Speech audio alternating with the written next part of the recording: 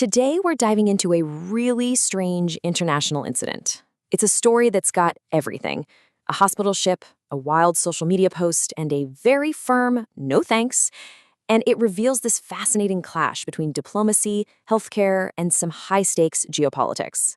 So let's just get right to the question at the heart of all this. Why on earth would a country turn down free medical help? I mean, it sounds kind of crazy, doesn't it? A powerful nation offers up this state-of-the-art hospital ship, and the response is basically, nah, we're good. So what is really going on here? And bam! This is where it all kicks off, a surprise announcement on social media from former US President Donald Trump.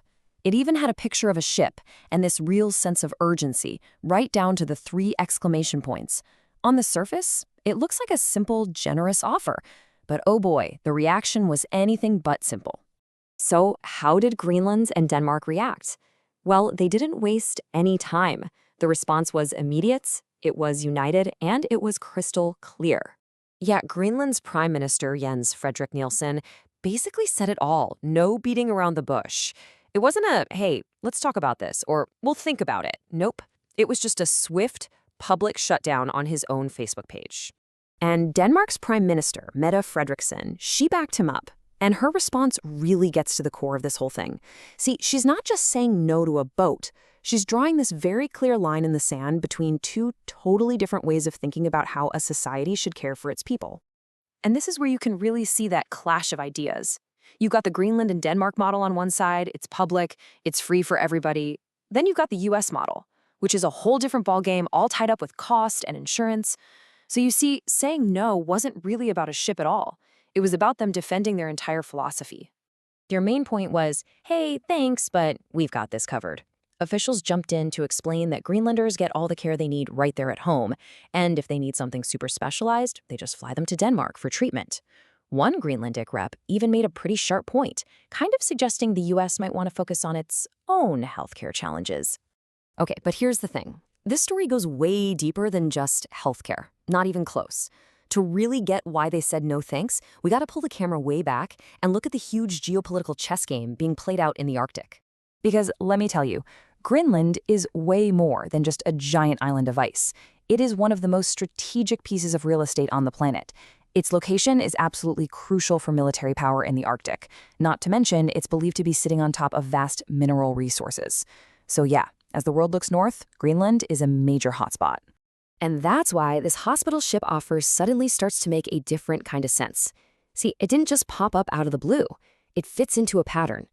The former US president has been talking about acquiring Greenland for a while, for national security reasons. And that has, really strained things with Denmark, who's supposed to be a NATO ally. So without backstory, the gift starts to feel a lot less like a gift and a lot more like a strategic play. All right, so now let's dig into the actual offer itself. Because when you start to compare the social media post to what was actually happening on the ground, well, the story gets even weirder. So you had this post declaring a ship was on the way with all those exclamation points. But here's the reality. Both of the U.S. Navy's 2 hospital ships, the USNS Mercy and the USNS Comfort, were nowhere near the Atlantic. They were literally parked in a shipyard down in Alabama, undergoing maintenance.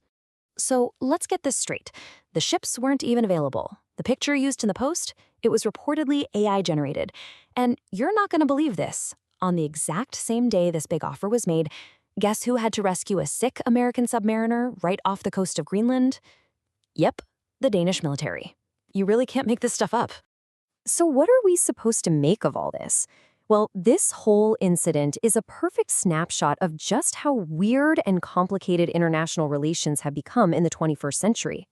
You can almost hear the frustration from Greenland's prime minister. He was basically saying, hey, if you're serious, pick up the phone, talk to us. Don't just post these random outbursts online. It shows how hard it is to conduct serious diplomacy these days. And the Danish defense minister, he just nailed it.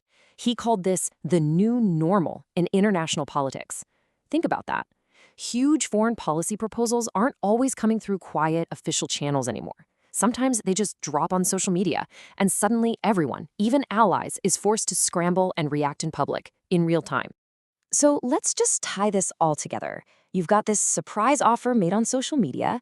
It gets shot down because of a massive clash in values.